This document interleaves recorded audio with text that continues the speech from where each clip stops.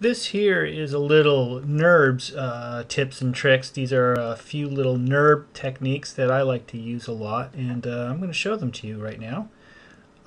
First of all, one of the things we can do is change sort of the color of the background. The newer Mayas like to use this color background, and if you press Alt B, you can change to a few different backgrounds, and I like to use this one here because I can see the NURB shapes and the curves pretty well. Also, if I tap on the space key, I can go to 4 view. And for this, the one I'm going to do right now, I'm going to start with the top view. And what I'm going to do is I'm going to draw some NURB curves. So I want to go into the Surfaces menu set. In fact, you can do this in any of the menu sets right now. But I'm going to go into the Create. And there are two types of curve tools that I have here. I have the CV and the EP curve tool.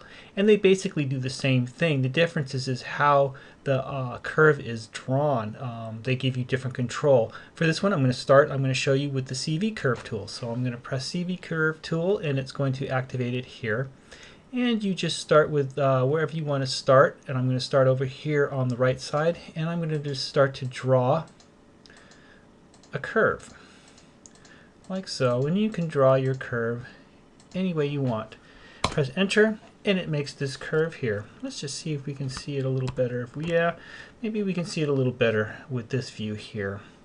So what I have is this curve drawn, and this is not going to render. This is just a reference curve that you can use to build other shapes from it.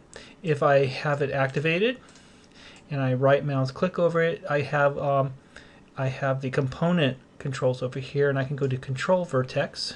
If you can see here, basically, let's just go to this one here, and you can grab each one of these Control Vertex, press W, and you can move them around. You can start to shape your curve even after you've drawn it. So, you can basically pre-plan what kind of curve shape that you want, and you can draw the curve to any kind of shape, and we're just going to use this one for now. And I'm going to go back to object mode here, and let's go, oops, get rid of that, and let's go into the perspective so we can look at it into perspective view. And you notice also when I drew my curve, it will center where the curve is on the center of the graph here. So wherever I go, wherever I draw my curve, it could be drawn anywhere on the graph. It's going to center here in the center of the graph. And if I wanted to center that pivot even more onto the shape, I can modify, excuse me, yes, is it modify? Yes, go to modify and center pivot, and that will center it to the very center of the curve. So the first thing I'm going to do is I'm going to take a polygon shape. Now let's go to the polygons menu here, and I'm just going to make a primitive shape there, and I'm going to use this cylinder and go to 5, and I'm just gonna, and you can use any shape that you want here. This will work with any polygon, but I'm just going to make a disk out of it. I'm going to go to subdivision cap, make that 0. That gets rid of the geometry on the top here, and I'm going to go to face and delete those faces here, and I'm just left with just basically a disk here. And oops, go to object mode, and then object mode, there we go. I can also modify center pivot on that, and I'm going to be moving this disk shape that I made. I'm going to turn it this way, and I'm going to move that over to the starting end of the curve. This is where I started to draw the curve, and I'm just going to move that right to the end there. Okay, and that's pretty close. Let's just move it around, You know, it needs to be fairly close. It doesn't need to be perfect. So I have my shape here, and let's move it a little closer, right like that. And I've just positioned it right at the starting edge of that curve that I drew. So what I'm going to do is I'm going to select the shape, the polygon, shift select the curve second. Let's go into polygons, go to edit mesh, extrude, go to your option box. Usually when you've been doing an extrude, it's been at 1 divisions. It'll just extrude 1 time. But I'm going to make it extrude 50 times for this. So it's going to extrude out a 50. 50 extrudes in one button push. And press extrude. And look what it does. So what that does is it just extruded that shape out and it followed the line of that curve that I made. And that's pretty cool. So I'm going to go to object mode. I'm also going to select it, and I'm going to put that that polygon shape, that geometry, into a layer so I can basically turn it off or make it unselectable like that. And I'm just going to show you some things you can do now with that shape. Go into component mode with the curve, control vertex, and with those control points selected, I can still move that shape around. I can still sort of basically sculpt that shape with, and sometimes it's hard to select those points, so you have to use the layer editor to kind of turn it off and select those curve points in there. But I'm basically going in there and I'm just sort of sculpting. Now this is good for making like pipes and air conditioning ducts and things like that. I'm going to show you just another little cool thing that you can do. If you have to take it off, if you select the shape, it has some input history here. When I made that extrude, it had a little bit of input history, and if you go to the poly extrude face, click on that, and it'll give you all of these different inputs that you have in here. Let's go down towards the bottom here and go to taper. I'm going to click on the taper here, and in the view window, middle mouse drag it, and you can see that it tapers like it makes kind of like a tree branch or a horn for like an animal or something like that.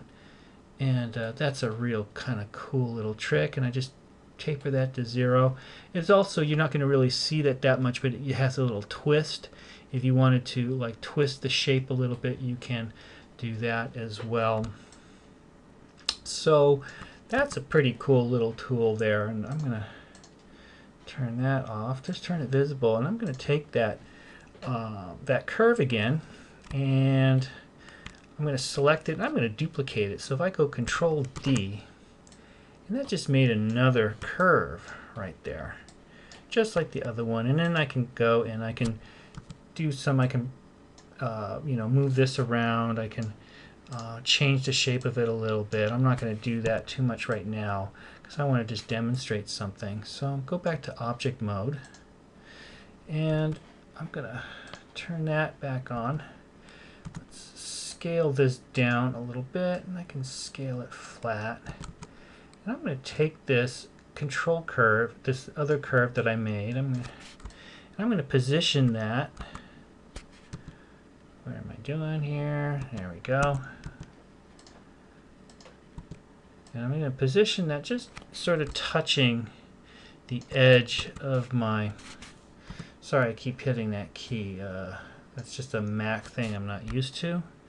So I'm going to position that curve just sort of touching out here. And what I'm going to do is I'm going to deselect that. I'm going to select the geometry here, and where that is touching the geometry, I'm going to go into component face mode, and I'm going to select a few faces here. And I could change those shapes around if I want, but just to show you what I want to do here, I'm just going to choose some shapes there. I have those selected. I'm going to shift select the curve, and I'm going to go do that extrude again, and it's going to make 50 shapes coming off, extruding off of that that geometry right there. And again, I still have that I have that control history here, so I can go and I can taper it down, kind of make a kind of a tree branch thing coming out there. Here, I'll do the twist so you can see what the twist looks like. You can probably twist it by just numerically twisting it like that. You can get something kind of cool, and this is kind of an interesting way, and it does, you know, I might have to fix it. It didn't do it, it made some messiness down here, and sometimes that happens, and that's just sort of I had the control curve kind of a little too far in, I think. It should have been sort of out a little bit from the geometry. But you can see, you can make some, I can go back and fix that, but you can see I've made some pretty cool shapes doing that. Now, the thing now that I have this all done,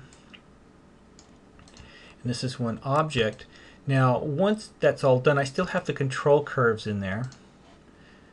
And you can see that if I were to grab the control vertex here and show that and move things around like that to kind of fix the geometry, I can still do that. But what I'm going to eventually want to do is, once I got this shape the way that I like it, I'm going to select it, go to Edit, Delete by Type.